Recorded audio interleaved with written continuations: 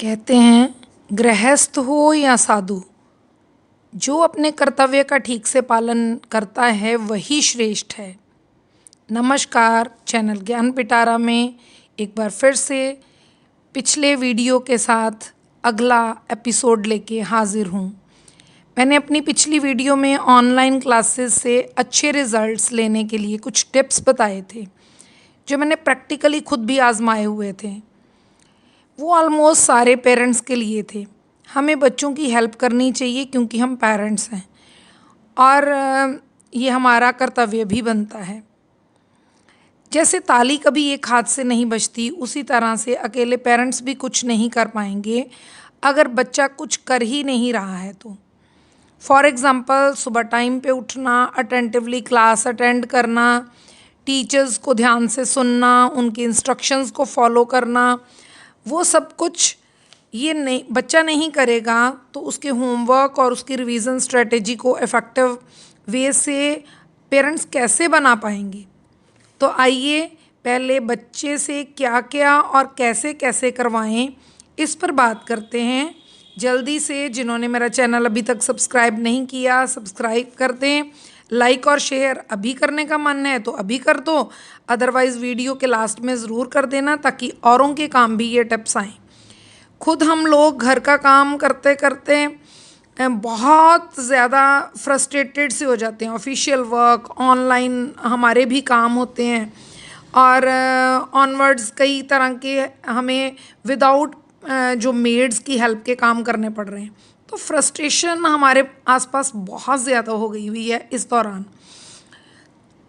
तो online work properly अगर बच्चा नहीं करता तो हम क्या करते हैं, अब अगर हम खुद को बच्चे की जगह रख के देखें, बच्चा पूरा दिन घर में है, कोई आउटिंग नहीं, कोई उसकी रूटीन नहीं स्कूल की, कोई जो टीचर्स उसको टाइम टाइम पे गाइडलाइंस देते थे, कोई ऐसी गाइडलाइंस उसको टीचर्स की तरफ से जो क्लासरूम गाइडलाइंस होती हैं, ऑनलाइन गाइडलाइंस अलग तरह की होती हैं, जो एक आमने सामने इंटरेक्शन वाली गाइडलाइंस होती हैं, वो अलग इम्प्रेशन देती हैं, वो नहीं हैं। No activities as he does in school. और आप खुद सोच के देखिए कि ना कोई आउटडोर उसकी एक्टिविटीज़ है, ना दोस्तों यारों से मिलना और ना टीचर्स से मिलना, ना अपने स्कूल की बिल्डिंग से भी बच्चे को एक प्यार होता है ना वहाँ जाना। तो उसकी फ्रस्ट्रेशन का अंदाज़ा आपको लगाना पड़ेगा। जीवन में कोई भी चीज़ इतनी खतरनाक और हानिकारक नहीं होती जितने कि डावांडोल स्थिति में रहना। और सबसे ज़्यादा डावांडोल स्थिति इस टाइम घरों में बनी हुई है कि हम ही बच्चे को ये चीज़ नहीं समझा पा रहे कि दीज आर नॉट वेकेशंस। कोविड-19 के कारण हमें घरों में रहना पड़ रहा है, ये हमारी मजबूरी है। और यहाँ मैं दो लाइनें जो हैं वो जगजीत चित्रा की एक गज़ल में से बोलूँगी, जो मुझे लगता है उसके बाद आपको एक एक टिप मेरा बड़े आराम से समझ आ जाएगा और उस लाइंस को सुनने के बाद आप मेरी वीडियो देखने के लिए पूरी तरह से या तो ध्यान दो, हिम्मत तो रखनी पड़ेगी हमें। इसलिए ये जगजीत चित्रा की कुछ लाइनें हैं, इनको ध्यान से सुनिए, सोचिए, समझिए और फिर हम आगे बढ़ते हैं। सफ़र में धूप तो होगी, जो चल सको तो चलो, सभी हैं भीड़ में, तुम भी निकल सको तो चलो। किसी के वास्ते राहें कहाँ बदलती हैं, किसी के वास्ते राहें कहाँ बदलती हैं, तुम अपने आप को खुद ही बदल सको तो चलो। सबसे पहले ये चीज़ है कि बच्चों को ये समझाना बेहद ज़रूरी है कि जब से ये सेशन 2021 स्टार्ट हुआ है तब से ये प्रॉब्लम भी साथ में कोविड-19 की स्टार्ट हो गई। मीन्स कि अगर बच्चा प्रॉपर वे से, पहले उसके दिमाग में बिठाइए कि ऑनलाइन क्लासेस लगाना मजबूरी है उसकी, और अगर उसको वो खुशी से लगाएगा तो क्या होगा, उसका नुकसान नहीं होगा। ये चीज़ को खुद भी समझिए। और अगर हम खुद ही कहते रहेंगे इसके फ़ायदे कोई नहीं, इसके फ़ायदे कोई नहीं, पढ़ाई अच्छे से नहीं हो रही, बच्चे प्रॉपर से स्टडी नहीं कर रहे, तो फिर वही वाली बात आ जाएगी कि सफ़र में धूप तो होगी, जो चल सको तो चलो, तुम खुद अपने आप को बदल सको तो चलो। अब माहौल ऐसा रहने वाला है कि खुद अपने आप को उस माहौल के अकॉर्डिंग ढालना पड़ेगा। वही पुरानी बातें कर बच्चे को मेंटली प्रिपेयर करिए, उसके लिए पहले खुद हमें मेंटली प्रिपेयर होना पड़ेगा। हमें ये सोचना पड़ेगा, एक पॉजिटिव एटीट्यूड लेके चलना पड़ेगा कि टीचर्स कितनी मेहनत करके ये लेक्चर्स प्रिपेयर करते हैं। आप लोग सर्चिंग कर सकते हो कभी, देखिए बना के कि कितना ज़्यादा मतलब मेहनत लगती है इस पे। और अब एक और चीज़ है ना कि ऑनलाइन क्लास लग रही है, आप साइड बाय साइड बैठ के देखिए, बच्चे के पास तो कोई बहाना ही नहीं है कि फ़लाँ टीचर का मुझे समझ नहीं आता, या टीचर ने ये चीज़ करवाई, ये चीज़ नहीं करवाई, जो अक्सर बच्चे बहाने बनाते हैं। देखिए बच्चे तो बच्चे हैं, मैं किसी को ब्लेम नहीं कर रही, ये एज ऐसी होती है। ये मत सोचिएगा कि बच्चे झूठ थोड़ी बोलते हैं, या ऐसा कुछ प्लीज़ नेगेटिव सोच मत रखिएगा। मैं एक जनरल बात कर रही हूँ, बच्चे तो बच्चे ही हैं, वो बहाने भी बनाएंगे, अपनी एज के अकॉर्डिंग सब कुछ करेंगे। तो हमें ये चीज़ सोचनी पड़ेगी कि दोनों पक्षों को एक दूसरे का सहयोग देना पड़ेगा। बच्चों को पेरेंट्स का, पेरेंट्स को टीचर्स का, ऐसे एक ट्रायंगल बनानी पड़ेगी। बच्चे स्वयं अपने तरफ, आपकी तरफ हाथ नहीं बढ़ाएंगे कि आइए मम्मा पापा हमारी हेल्प करिए, हमारा होमवर्क रहता है। बच्चों की स्टेज ऐसी होती है कि वो सोचेंगे कि नहीं किसी का ध्यान, तो चलिए छोड़ दो, काम रह गया तो रह गया। उनको इस चीज़ के बारे में पता नहीं है। तो आप बड़े हो, आपको उन्हें सिखाना ही पड़ेगा। तो चलिए देखते हैं स्टेप बाय स्टेप कि इस चीज़ को कैसे किया जा सकता है। First of all, online classes को लगाने का तरीका। दो तरह की ऑनलाइन क्लासेस आती हैं, एक तो जूम ऐप पे आती हैं और दूसरी होती हैं एक लेक्चर्स आते हैं। अब वो आप मतलब अगर मान लो आपकी जूम पे तो लाइट चली गई तो आपकी क्लासेस नहीं लगती। दूसरी ये होती है कि आप जब मर्जी चाहे उसको लगा के देख सकते हो वीडियोस को। तो दोनों के अपने अपने फ़ायदे हैं, हम आज उस पर डिटेल्ड बात नहीं करेंगे। अगर आपको लगेगा कि उस पर बात करनी चाहिए तो आप कमेंट सेक्शन में बोल देना, हम उस पर एक अलग से वीडियो बना सकते हैं। बस एनवायरनमेंट कैसा होना चाहिए, आज मैं इस पे फोकस करना चाहती हूँ। सेपरेट प्लेस, कोई शोर ना हो, कोई डिस्टर्बेंस ना हो, रोशनी का, हवा का, और जो जो बच्चे को चाहिए रिक्वायर्ड मटेरियल वो सब पास में हो, और बच्चे पे आप निकलते आते प्रॉपर नज़र रख सकें। अगर आप पूरा टाइम उसके पास नहीं भी बैठ सकते तो ऐसी जगह पे उसके बिठाइए कि आप नज़र रख सको कि क्या बच्चे को। दूसरा टिप है कि ये सब करने के लिए बच्चा जल्दी उठे, 5-10 मिनट पहले ही क्लास में बैठ जाए। रूटीन आपको बनानी पड़ेगी, उसके लिए मैं खुद भी अपनी रूटीन, आप सोचिए कि वर्किंग डेज़ में जैसी हमारी रूटीन होती थी, जल्दी उठना, टाइम पे खाना खाना, बनाना, एक्सरसाइज करनी, डीप ब्रीदिंग करनी, जो मतलब बहुत लंबे समय तक बच्चे ने बैठना होता, तो जो जो भी हमारे शेड्यूल्स हैं वो सारे आपको सेट करने पड़ेंगे। मान लो स्कूल का टाइम अगर आजकल गर्मियों के दिनों में 8 से 2 होता है तो आपको बच्चे को 8 से 2 तक वहाँ फोकस करना पड़ेगा। ज़्यादा नहीं तो 1 घंटा अगर बाकी चीज़ों का आप निकाल लो तो 8 से 1 रखिए।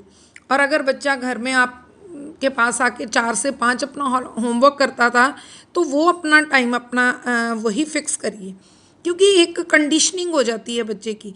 और एक और भी चीज़ है कि जो रिसर्चेस कहती हैं कि 21 दिन अगर ज़बरदस्ती कोई रूटीन को हम फॉलो करते हैं तो उसके बाद एक सेटअप बन जाता है और फिर ऑटोमेटिकली वो रूटीन हमारी बन जाती है। फिर हमें अपने शरीर के साथ कोई ज़बरदस्ती नहीं करनी पड़ती। लेकिन मैं आपको अपना प्रैक्टिकल बताऊं तो मेरे को ये ऐसा लगता है, जितने अपने आप पे मैंने एक्सपेरिमेंट किए हैं, कि 8-10 दिन अगर हम अपने साथ ज़बरदस्ती कोई अच्छी कोई भी रूटीन बनाने के लिए अपनी बॉडी के साथ ज़बरदस्ती कर लेते हैं तो फिर उसके बाद क्या होता है कि वो रूटीन हमारी अपने आप सेटिंग हो जाती है। तो आप ये दोनों चीज़ों के लेके चलिए कि 21 दिन या जितने दिन में भी उसकी अपने आप रूटीन सेट हो जाती है। दूसरी जो मैं चीज़ आपसे कहना चाहूँगी, इन सब चीज़ों के लिए आपको एक बहुत ही प्यारा तरीका अपनाना पड़ेगा। जिस तरह का बच्चा है उसी तरह की साइकोलॉजी उसके साथ अडॉप्ट करनी पड़ेगी। ये 2-3 लाइनों में बताने वाली बात नहीं है, इस पे भी एक अलग वीडियो बन सकती है अगर आप लोग चाहो कि बच्चे किस तरह के बच्चों को किस तरह से हम ये रूटीन में लाएं। तो मैं सिर्फ एक लाइन कहूँगी, ईंट गारे से मकान बनते हैं, ईंट गारे से मकान बनते हैं, घर मोहब्बत से बना करते हैं। तो मोहब्बत जो है वो तो हर जगह चलती है, तो बच्चे को कितनी डोज मोहब्बत की देनी है ये आप देखिए। आपका बच्चा कितना डोज जो है वो पचा सकता है। तो थर्ड जो हमारे पास टिप है वो है balance of online and offline. बच्चा पहले टीवी देखता था, थोड़ा टाइम मोबाइल पे कोई गेम भी खेल लेता था, लेकिन अब तो सारा टाइम स्कूल का काम, होमवर्क, असाइनमेंट सब कुछ उसका आई ऑनलाइन रहा है, सब कुछ मोबाइल पे है। तो एक मन में घबराहट सी भी रहती है, और वो घबराहट जायज़ भी है कि बच्चे के हाथ में इतनी देर मोबाइल नहीं रहना चाहिए, क्योंकि उसके नुकसान तो अपनी जगह हैं ही हैं, लेकिन उसको कैसे हम थोड़ा सा कम कर सकें, उसके लिए ये करो कि उसकी गेम में हम थोड़ा बंद करो, टीवी का टाइमिंग कम कर दो, और जो वर्कशीट्स, असाइनमेंट्स आती हैं, अगर घर में प्रिंटर है तो उसके प्रिंट आउट्स निकाल के उसको दे दो, ताकि वो हार्ड कॉपी से देखे, उतने देर तक वो बच्चा मोबाइल के सामने ना रहे। और सारा दिन आपको पता वो टीचर्स की बातें सुनता है, ज़्यादा बोलता नहीं है, ज़्यादा टाइम उसको सुनने का काम होता है, थोड़े बहुत जवाब देने होते हैं तो उसको हम मतलब साइलेंटली कहेंगे बैठा रहता है। तो क्या किया जाना चाहिए, आपको दिन में उसको बोलने का भी मौका देना चाहिए। एक रोज़ रख लो, आप एक टेबल रख लो, उसके आगे एक लगा दो टैग्स आके, this is your lecture stand, और रोज़ वो कुछ भी, जैसे उसका टीचर बोलता है या आप बोलते हो, कुछ भी बोल के वहाँ सुनाए। वो स्टोरी हो सकती है, वो जोक हो सकता है, ताकि उसकी बोलने की हैबिट जो है, स्पीकिंग हैबिट, वो इंक्रीज़ होती रहे, वो डंप ना हो जाए।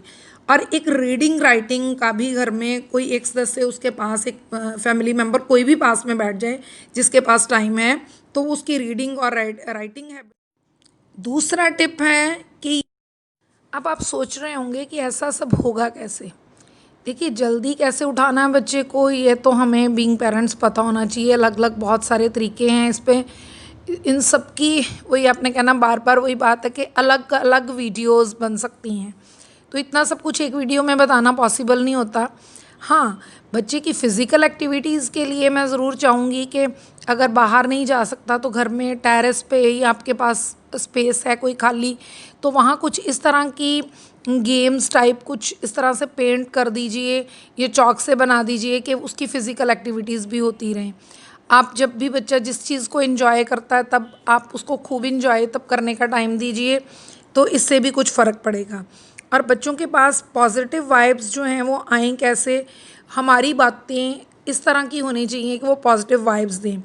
तो एंथनी रॉबर्ट हैं बेंगलोर से, चाइल्ड सर्जन, तो उनको मैंने सुना था रिसेंट जो चल रहा है आजकल, बच्चों के पास किस तरह की बातें की जानी चाहिए, करंट टॉपिक पे ही अभी उन्होंने ये एक वीडियो निकाली थी, यूट्यूब से सर्च करके आप देखिए तो आपको बड़ा फ़र्क पता चलेगा कि किस तरह की चीज़ें बच्चों को इफ़ेक्ट करती हैं।